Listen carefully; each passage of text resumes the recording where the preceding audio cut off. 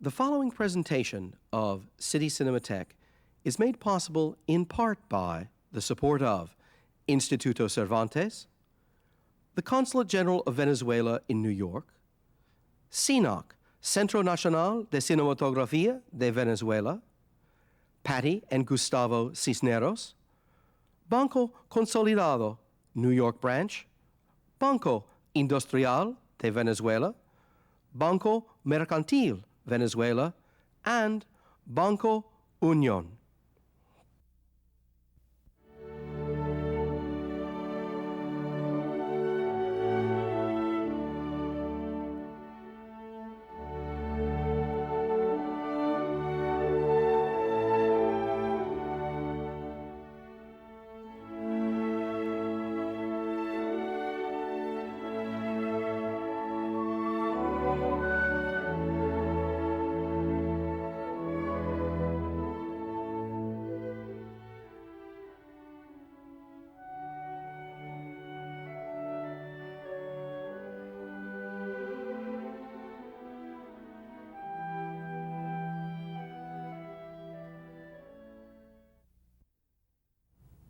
Welcome to City Cinematheque, where the art and pleasure of the movies are the subject of serious discussion. I'm your host, Jerry Carlson, and I teach film studies at the City College of the City University of New York. Today, it's our pleasure to present the 1992 Venezuelan film, Jericho, or as we would say in English, Jericho, directed by Luis Alberto Lamata. This is a film that takes as its subject the conquest of the Americas and follows the adventures of one priest as he follows some conquistadors into the interior of Venezuela. If you were bored or appalled by some of the celebrations of the conquest that came out in other notable films, I think you're going to be surprised, delighted, and intrigued by this remarkable film. We'll be talking about a number of its features, how it portrays the conquest, how it does that cinematically, and a set of other things after today's screening. It's a pleasure to welcome to City Cinematheque Karen Schwartzman, curator of the recent exhibit of Venezuelan film at the Museum of Modern Art and currently program director of the Independent Feature Project. Now, relish this opportunity to see Jericho. Welcome back to City Cinematheque. I hope you've enjoyed this opportunity to see an extraordinary film, Jericho, or as we would say in English, Jericho. It's a film that's rich in a whole set of ways, in its use of landscape, in its portrayal of history, and much, much more. We have a lot to talk about in the next 30 minutes, and I'd like to take this moment to introduce today's guest. It's a pleasure to have with us today on City Cinematheque Karen Schwartzman. Karen is perhaps known to some of our viewers as the curator at the recent retrospective of Venezuelan cinema that was at the Museum of Modern Art. She also wears a second hat these days. She's the program director at the Independent Feature Project, who I think many of who's the organization responsible for the independent feature film market and a number of other activities. Welcome to City Cinematheque, Karen. Thank you, Jerry. Let's start with your activities, first of all, as a curator. Why did you perceive a need to do this show on Venezuelan cinema? And this took you a number of years to do this show. Why? Well, the idea for doing the show had really come out of conversations between myself and a well-known film director who at that time was the president of the Directors Association in Venezuela. And they had wanted to do a smaller version of the show for the United States. And just through sort of a series of fortunate coincidences, we were able to interest the museum in doing the show. And basically, Venezuelan cinema, in terms of total production, is the fifth largest film industry in Latin America after Mexico, Brazil, Argentina, and Cuba. But it has been consistently overlooked in this country. Right. There have been many series of Venezuelan cinema in France and Germany, and also recently in Britain and Spain, of course. But in the United States, there really had been no availability of the films to be screened, and there really wasn't any information written information about Venezuelan cinema available. And, you know, I had sort of started my graduate studies many years earlier, and I had been living almost 10 years in Venezuela and going back and forth. And it seemed something that was worth, you know, bringing up, and we had the opportunity to do I have that. to thank you for doing it, because it had actually a very specific impact on our programming for this show. First of all, I was in that position of a number of people in the United States of having an interest in a number of national cinemas that are not so easily seen here in the United States. I had read about a number of the films that you were able to program in that series and give an opportunity to see them and to see their quality for the first time. I should also say that a number of the films we were screening, or have been screening in recent weeks, were part of your retrospective and were available to us in the materials we need because they had been brought to the United States and had toured, because this series on Venezuelan cinema was not just something at the Museum of Modern Art, it's toured the United States as well. Right. We were very fortunate that we were able to obtain the help of the international film circuit to sort of consult on distributing the show around North America. And for the most part, the film in the show in its entirety did show at venues like, you know, the UCLA Film Archive and EP in Montreal. Other museums and art house venues might have taken pieces of the show. Right.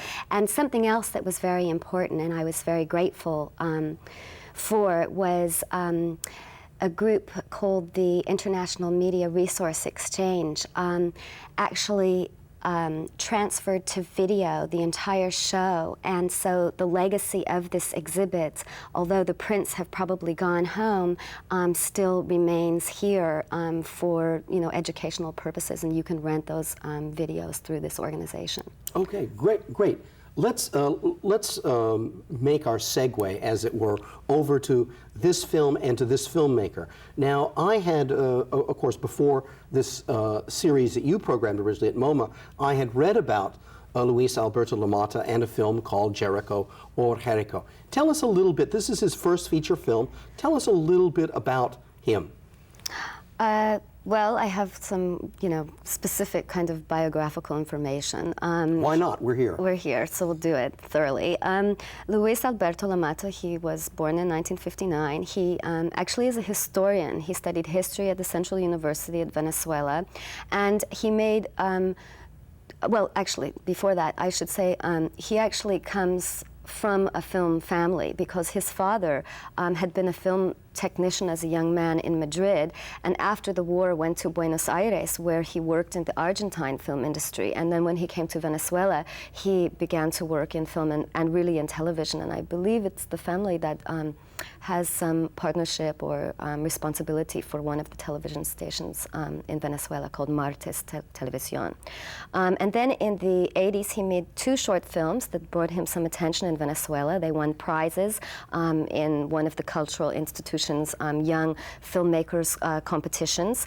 And I think what was perhaps, well, definitely I would say had some influence on the making of Jericho, was that he was assistant to the well-known documentarian and feature film director Carlos Azpurua, who directed films like Shoot to Kill, Disparan a Matar, and Yo Hablo a Caracas, and was not only an important figure in the Venezuelan film community, but was also a congressman for MAS, which was sort of like the socialist kind of party in Venezuela.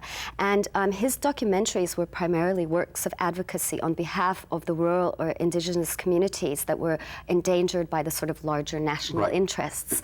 And particularly, Luis Alberto assisted on his film Amazonas, The Business of This World, which was a very powerful critique against the Christian missionaries working in the Amazonas state, who are linked in the film to transnational corporate interests. And then the indigenous communities struggle to retain their culture, and autonomy is very much an issue. And I think that you know, as we just saw, Jericho very much is reflecting these same issues. He also then has experience writing scripts, and he also writes and directs for television, like soap operas for television. He's also now on the board of directors for the newly formed film institution called CUNY, and he's just completed his second feature called Nude with Oranges, right, that was in competition at Sundance last year and is going to be screened or was screened in August as part of the Latin American film series at the Film Society of Lincoln Center. Okay, so this gives us, in a certain sense, it's a set of the issues that he began working on in earlier films. You could almost say that Jericho is a kind of historical reading back into a lot of these tensions and confrontations between European and indigenous cultures. We were talking a little bit, no, go on. Or maybe before we move on to talk more specifically about the content of the film, we could just roughly sketch out some of the production details. Sure. Because this is a film that has to be fascinating for an audience to raise questions about production. While the film itself is compelling while you're watching it, there's also a set of questions that come out. How exactly did they do that? Because there is this whole question of the representation of people. So tell us a little bit more about the production of this film. Well, Luis Alberto this was a very project that was very dear to his heart, and he worked on for many, many years. He began the project in the early 80s and finished the script in 1985 and was ready to film, but it took him another 2 years before he received credits to begin filming. He received the credits in 87 and started filming in 1988. And still, because of the very tenuous kind of economic, situation in Venezuela for film production, he did not finish actually filming until 1991. And the script was inspired by various actual accounts from Spanish expeditions to the New World, particularly, well, I will mention this for those experts in the audience, Ramon Diaz Sanchez and Fray Pedro Agualo. And he also made a very extensive research about the indigenous community that is represented in the film, which is called the Cariña, and he mixed both non-actors from the community with actors from Caracas. He also learned the language that is spoken in the film, called, I think, Hoti, which is the language spoken by the Cariñas, and had an anthropologist consulting during the filming. And the film then was very, very successful, both in Venezuela, where it stayed 11 weeks in the theaters in Caracas. Also, the filming, well, it took 7 weeks actually of filming. I would imagine. Yeah, which is, and it then went on to win the prize, the Coral Prize at La Habana in '91. Okay, no. So, very impressive in a whole set of 50 international film festivals, I think, something like that. Absolutely, because I had first known of the film because it gained a reputation on the festival circuit as one of those films that people very much needed to see, and I had to wait until I could see it for the first time at MoMA. Then we have the pleasure of offering it here to an audience through City Cinematheque. One thing I think that people first start looking for in this film is who's the character Jericho, but it's really not a character at all in this film. The title comes from a quotation that Brother Santiago, our protagonist, quotes. We hear it both at the beginning and at the end of the film.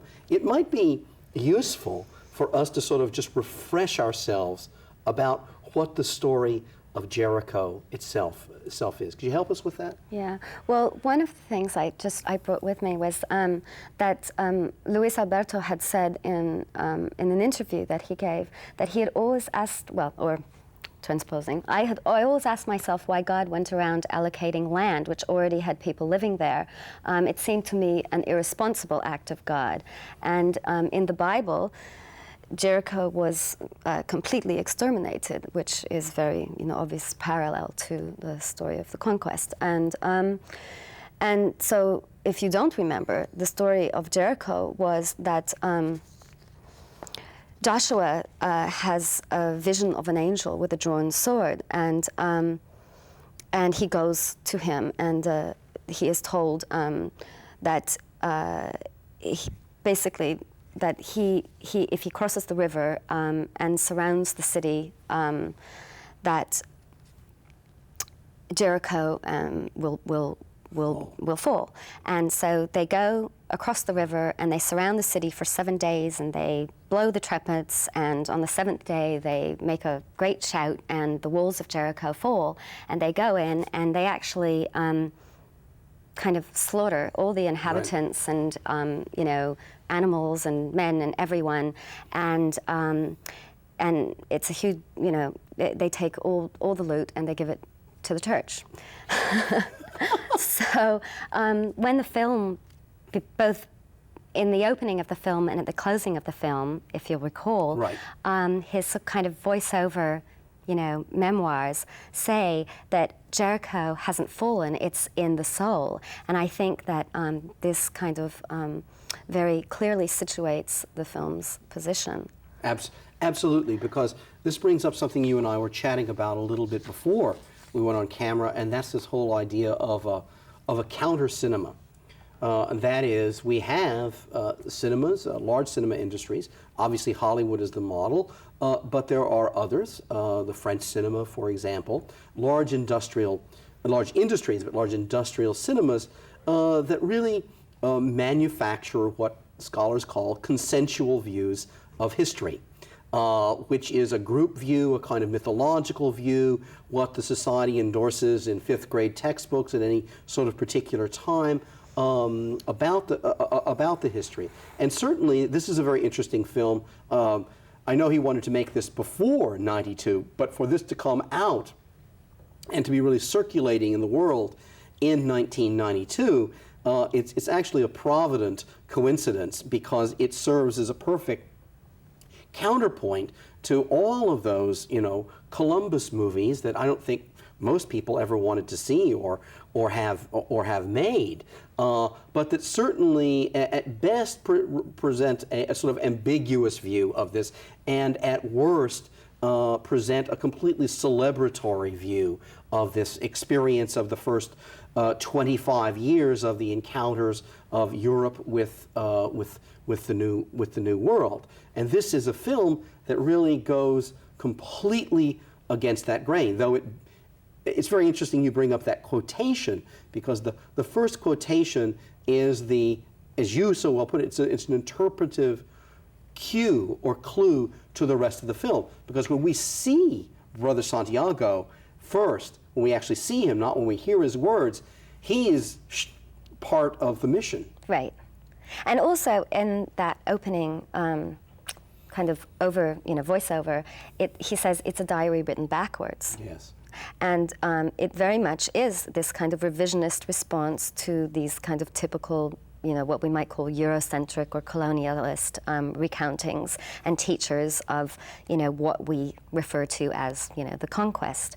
And the film is very much implicated with issues of translation and interpretation and power and cross-cultural representation and context, as well as, I think, foregrounding difference. Absolutely. Yeah. Well, let's stay with that just for a second, because that brings up some of the issues of later sections of the film, because there's something very unusual that happens in this film, and that is, while an audience would be watching this film, that if you're Spanish speaking, you understand the dialogue. If you're watching the print we showed today, you're reading the English subtitles. But this film does something that a lot of films don't dare do, and that is it represents another culture, perhaps a culture it assumes is unknown to the spectators, but begins to represent them from their own perspective, so that magically these Indians do not start talking English or Spanish, and the question of learning another language, communicating in another language, and all the issues of acculturation and change of perspective that come up with it are brought up. And one could say that the last quarter or third of the movie is in a language which is not comprehensible to 99.999% of the spectators who would ever see this film. That's a pretty bold narrative move to make. I mean, that positions a spectator in a fairly bold way. Let's get back to some of this historical background you were talking about. Fill us in, remind us a little bit about the period that this film is portraying. Well, I think very broadly, the period of history that the film represents shows kind of, this kind of confrontation between where the conquistadors have belonged to more of a Middle Ages, where religion had dominated, and the modern period where the value on material goods is at the top of the scale. So the conquest of the Americas occurs, with what some people have called the reconquest of the Iberian Peninsula, with the expulsion of 3 million Muslims and some 300,000 Sephardi Jew from Spain, where at the same time the kind of voyages of discovery have been said to inaugurate modernity. So you have this kind of transitional period. And certainly Columbus, the story of Columbus is crucial to the very construction of Eurocentricity, where the tale of Columbus and the discovery of the New World introduces us really to the very idea of history itself. And certainly Jericho, the film, is completely implicated with the writing, the imagining, and the construction of history. Absolutely. Where you see history as this kind of complex of inner texts that are dependent on subjective observations and memory and fantasy. And that Jericho shows us that history can be recuperated for a present context where kind of disparate worlds still coexist in tension. So the film asks us to reconsider the relation of the conqueror to the conquered and vice versa, and it both sets up and reverses the equation of the self to the other. And I guess that equation, is something that's been a kind of cornerstone in Western thinking as the process whereby identities are constructed, conventionally constructed. Right. So it's actually Friar Santiago's journey that becomes a kind of reverse acculturation, where we view the construction of a new world identity. And Santiago is divested of everything that defines him as a Spaniard, as a figure of power, as a representative of the church, and as a social subject in European terms. And he is destabilized and in turn undergoes a process of assimilation and identification with the other. And it's kind of in this now destabilized subject where the New World identity is constructed. And I guess you could say that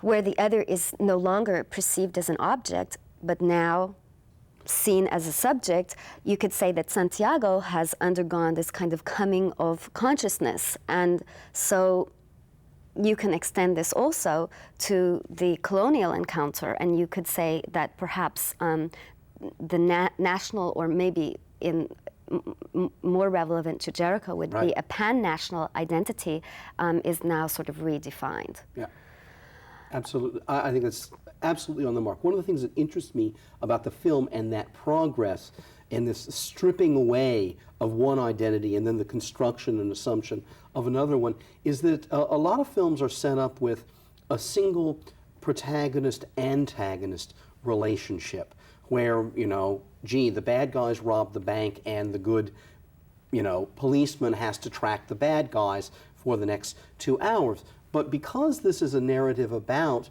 an identity that's going to undergo radical stripping and change and reconstruction, the degree to which he's the part of a group of protagonists, and then that group splits up, and somehow people become antagonists, and then there's a regrouping, and that splits up, and there's new antagonists. And then all of a sudden, but you get this movement in the film that I think you've already outlined so well, from when he feels so completely incorporated in one community at the beginning, and he doesn't want to leave that community because he thinks, gee, my students thinks I'll always be able to teach them Latin so well. And then we have those, I think, very moving shots towards the end of the film in which we see him with his family and the assimilation into life, and we see him not only speaking the language but having assimilated not only the customs but even the mode of spitting as part of a social ritual. So it's not the common antagonist protagonist, because it's one of the things this film does is by talking about cultural change and cultural confrontation. It gets us away from the idea that everything is centered in individuals as antagonists and protagonists, because what he's confronting is massive cultural change, even with just dealing with things like landscape in the New World. Right. Well, I think what he does is that he locates the individual very much in the production of history. Yeah. And well, actually, he said also in this interview that a principal question for him lay in the confrontation between a beautiful image of reality and reality itself. Mm-hmm. So you always have this slippage, in a way, in what you're talking about. Yeah, so, yeah. But one of the things that's interesting about this film that we talked about also a little bit earlier off camera is the way in which cinematic style changes in this film. We've been describing it almost just in terms of the character himself and the changes he undergoes, but LaMotta changes the way we perceive reality in the film through his different uses of cinematic style. Could you talk a little bit about that? Well, I think there's a very obvious shift in the film that comes when Santiago is, well, captured, I guess you could say. Right. And for the first, really, it's almost the first half of the film. You have a very much more kind of classic means of treating, the cinematic kind of style. It's very flowing. There's dolly shots. There's kind of big music score. Yeah. It gives this kind of grandiose feeling that you're watching a major motion picture, and a story and fiction. Right. And once he's sort of captured and he begins to undergo this process of assimilation, the cinematographic style changes and becomes more dynamic in the camera movements. They're sort of handheld. The color is more intense. And I think you could say that it very much creates a kind of documentary or recreates a kind of documentary or ethnographic sense. And on the one hand, this gives a sense of authenticity to what is being represented. It's like you're really there. Yeah. That's the way it was. And I suppose that this makes this film stand apart from some of the other films that, well, both came out at the time or had treated, similar history. We're going to have to stop there on that point of what makes this film stand out. I mean, there's a lot of other things that make the film stand out, but I hope that our viewers will take the time to think about those things leading from us. If you'd like more information about City Cinematheque or about this series, drop us a line. Drop it to City Cinematheque, City University Television, 25 West 43rd Street, Suite 1220, New York, New York, 10036. Let me give you that information again. Drop it to City Cinematheque, City University Television, 25 West 43rd Street, Suite 1220, New York, New York, 10036. Karen, I want to thank you for bringing a wealth of knowledge about Venezuelan cinema and about this film in particular. It will always be a pleasure to have you back on City Cinematheque. Thank you. Great. And I hope that you'll join us again as we try to survey some of the nooks and crannies that have been neglected in international cinema. Thanks for joining us today.